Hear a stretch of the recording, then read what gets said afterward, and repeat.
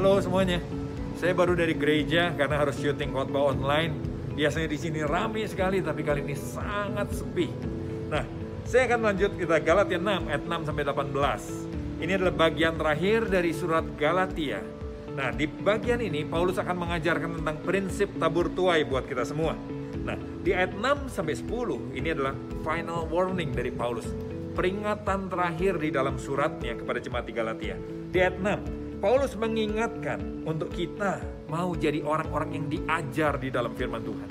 Jangan sekedar ikut-ikut ke gereja, jangan sekedar kumpul-kumpul, tapi kita harus mau belajar firman Tuhan supaya kita mengerti Tuhan dengan benar.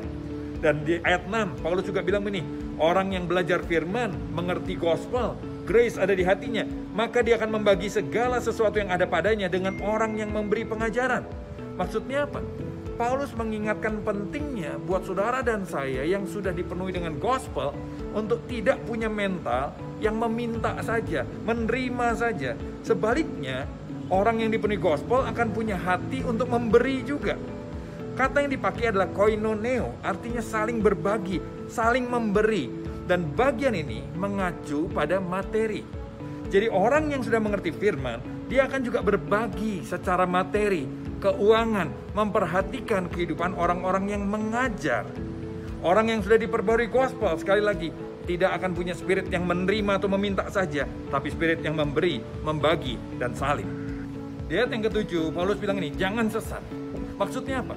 Setiap kita yang sudah dipenuhi gospel, maka kita harus punya hati untuk memberi, hati untuk memperhatikan secara materi pengajar-pengajar kita, pemimpin-pemimpin kita, gereja di mana kita bertumbuh secara rohani. Tapi Paulus juga bilang nih, jangan sesat. Maksudnya apa? Jangan membiarkan diri kita disesatkan sama pengajar-pengajar yang salah. Jadi walaupun kita harus mendukung, memberi, tapi pilih-pilih, perhatikan pengajar yang memberkati kita. Sekali lagi, jangan sesat. Allah tidak membiarkan dirinya dipermainkan. Di ayat 7 juga bilang begitu. Maksudnya apa? Dia penuh kasih karunia, tapi Allah tidak membiarkan dirinya dipermainkan. Karena apa yang ditabur orang, itu juga yang akan dituainya. Nah, ini prinsip tabur tuai. Ada dua. Yang pertama, apa yang ditabur? Karena orang akan menuai sesuai yang dia tabur.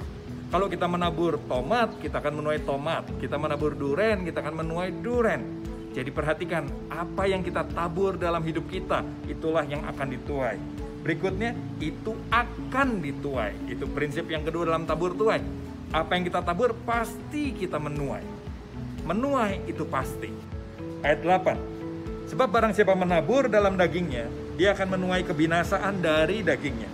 Tetapi barang siapa menabur dalam roh, dia akan menuai hidup yang kekal dari roh itu. Tuhan bukan Tuhan yang pendam. Tapi prinsip tabur tuai itu prinsip yang natural, prinsip yang normal-normal saja terjadi. Contoh, kalau kita menabur makan sembarangan, maka kita akan menuai kehidupan yang tidak sehat. Kalau kita menabur iri hati dalam hidup kita, maka kita akan menuai hidup yang penuh kepahitan. Kalau kita menabur ketidaksetiaan, kita akan menuai hidup yang kesepian. Kalau kita menabur perbuatan daging, maka kita akan menuai hidup yang hancur. Kalau kita nggak mau berpegang pada prinsip gospel, maka kita akan kehilangan keindahan dalam ikut Tuhan. Kita akan kehilangan sukacita dan kekuatan dalam hidup kita. Karena gospel adalah kekuatan Allah.